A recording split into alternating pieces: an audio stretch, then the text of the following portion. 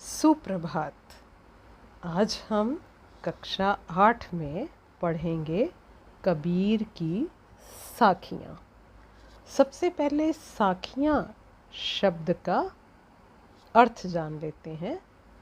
साखी शब्द बना है साक्षय से, अर्थात साक्षी, प्रमाण, यानी कि अपनी बात को स्पष्ट करने के लिए कोई उदाहरण या प्रमाण प्रस्तुत करना।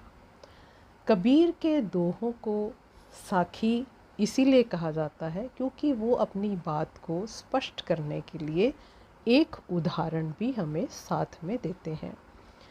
कबीर जी भक्ति काल के प्रसिद्ध कवि हैं। हम इन्हें एक समाज सुधारक भी कह सकते हैं क्योंकि इन्होंने अपने समय में अपने समाज में फैली हुई बुराइयों को, कुरीतियों को दूर करने की चेष्टा की और बड़ी ही बुलंद आवाज़ में, बड़ी ही सशक्त आवाज़ में इन सब जो पाखंड थे, जो कुरीतियाँ थीं, उनका विरोध किया उन्होंने। तो चलिए सबसे पहला दोहा हम देखते हैं कबीर जी का। कबीर जी कहते हैं, जाति न पूछो साधु की, पूछ लीजिए ज्ञान। मोल करो तलवार का, पड़ा रहन दो म्यान। साधु का अर्थ है सज्जन व्यक्ति, और ज्ञान हम सभी समझते हैं किसी विषय की जानकारी। तरवार यानी तलवार, और म्यान होता है जिसमें तलवार को रखा जाता है। तो यहाँ कबीर दास जी हमें ये समझाने की कोशिश कर रहे हैं कि मनुष्य के आंतरिक गुणों का महत्व अधिक होता है। मनुष्य के बाहरी गुणों का, उसके रंग रूप का कोई प्रभाव नहीं होता। यहाँ पर वे ये स्पष्ट करना चाहते हैं कि अगर हमें किसी सज्जन व्यक्ति की परख करनी है तो हमें उसके ज्ञान की परख करनी चाहिए। उसके ज्ञान का महत्व है, ना कि उसकी जाति का। ये उसी प्रकार है। अब इसको समझाने के लिए, इस बात को समझाने के लिए उन्होंने एक उदाहरण प्रस्तुत किया तलवार का। जैसे तलवार को म्यान में रखा जाता है, परंतु म्यान की बजाय हम तलवार को महत्व देते हैं। यानी जब हम तलवार को देखते हैं, तलवार की उपयोगिता क्या है कि वो युद्ध में काम आए, और युद्ध में काम आने के लिए ज़रूरी है कि तलवार शत्रुओं का संहार करे और वो खूब तेज़ हो, जिससे शत्रुओं का संहार किया जा सके। तो हम तलवार की धार को देखते हैं।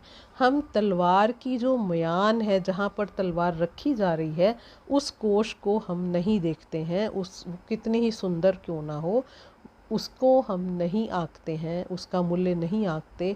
हम केवल तलवार का मूल्य निकालते हैं क्योंकि तलवार हमारे काम की चीज़ है।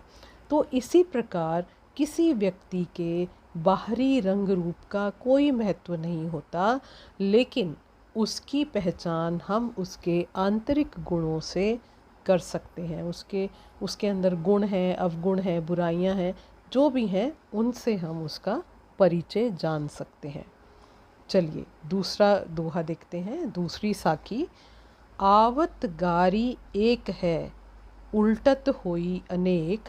कह कबीर नहीं उल्टिए, वही एक की एक।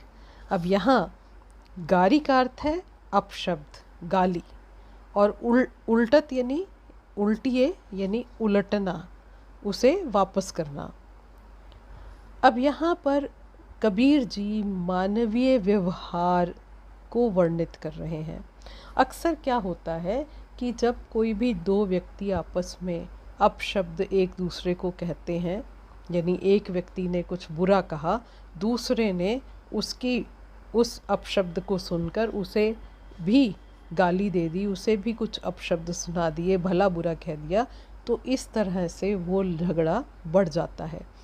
कबीर जी इसे रोकने के लिए क्या कहते हैं, यानी हम झगड़े को ना बढ़ाएं, इसके लिए क्या आवश्यक हो जाता है कि वो कहते हैं कि यदि कोई तुम्हें भला बुरा कहता है, आवत गारी एक है, उल्टत हुई अनेक।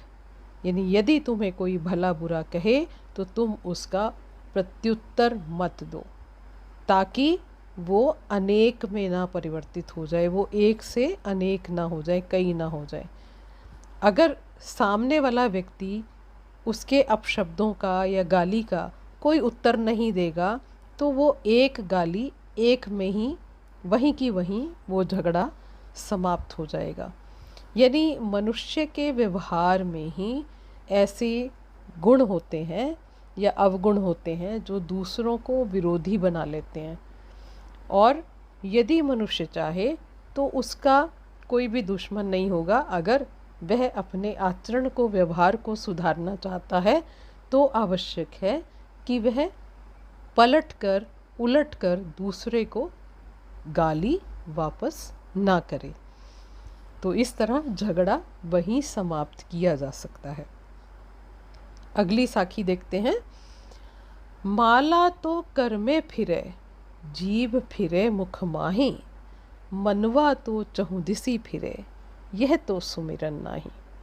अब बहुत अच्छी बात यहाँ पर कबीर जी कहते हैं कि सच्चा सुमिरन क्या है, सच्ची ईश्वर भक्ति क्या है, उसे उन्होंने इन दो पंक्तियों में एक छोटे से दोहे में समाहित कर दिया है।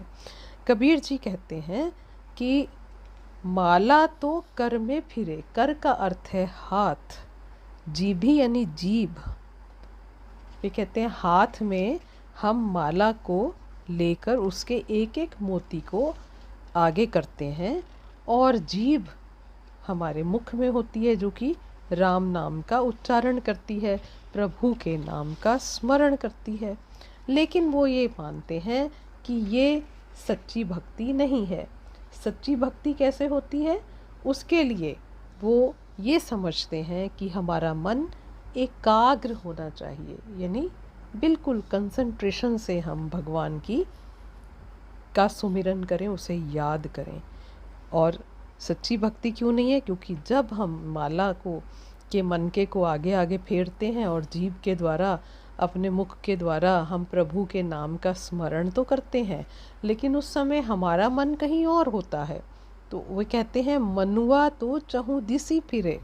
मनुआ यानी मन, चहुदिसी का मतलब है कि चारों दिशाओं में, चारों दिशाओं में, दसों दिशाओं में हमारा मन घूमता है। तो फिर ये सुमिरन कैसे हुआ, यानी ये प्रभु का सिमरन नहीं है। अगर हम भगवत भजन में लगना चाहते हैं, ईश्वर की प्राप्ति करना चाहते हैं, तो हमें अपने मन को भी नियंत्रण में करना होगा। हमें अपने मन को इधर उधर भटकाने की बजाय एकाग्रचित्त होकर भगवान का सुमिरन करना होगा। अगर मन हमारा एकाग्र नहीं है तो फिर कबीर जी कहते हैं कि ये तो सिर्फ पाखंड है, दुनिया को दिखाने के लिए है कि हम प्रभु की भक्ति कर रहे हैं। आवश्यक है मन को बिना भटकाए एकाग्रचित होकर भगवान का सुमिरन करना।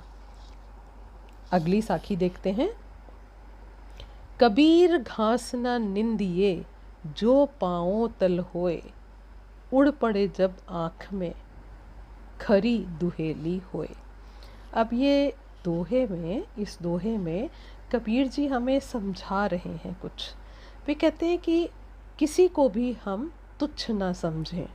हर वस्तु का अपना महत्व होता है। हर वस्तु जो है वो आवश्यक है, उपयोगी है।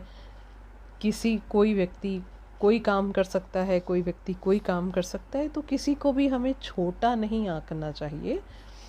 कबीर जी कहते हैं घास न निंदिए। घास के छोटे छोटे तिनके आपने देखे होंगे। वे कहते हैं कि अक्सर घास के ऊपर हम चलते हैं, वो हमारे पैरों के तले होती है। तल मीन्स तले, यानी पैरों के नीचे होती है।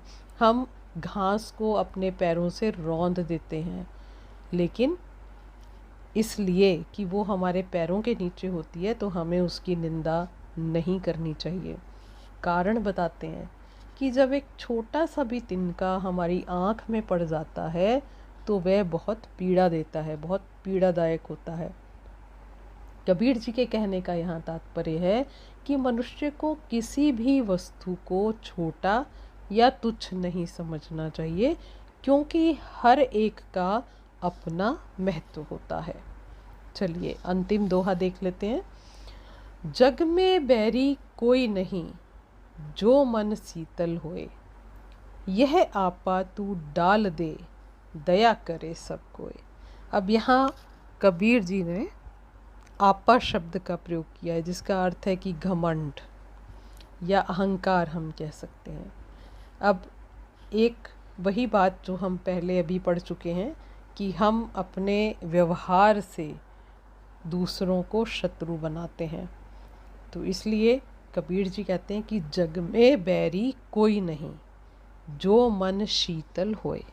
शीतल यानी ठंडा, और यहाँ ठंडे का अर्थ है शांत। यदि आपका मन शांत है, ठंडा है, अर्थात आप क्रोधित या उत्तेजित नहीं होते हैं, तो इस संसार में कोई भी आपका शत्रु नहीं है। ये आपका अहम है, अहंकार है, जो आपको दूसरों का शत्रु बना देता है। यह आपा तू डार दे, दया करे सब कोय। दूसरी पंक्ति में वे कहते हैं कि यदि आप अपने आपा को यानी अपने घमंड को, अपने अहंकार को आप त्याग देते हैं, तो फिर सब लोग जो हैं वो दया करते हैं, वो मित्रता करते हैं आपसे।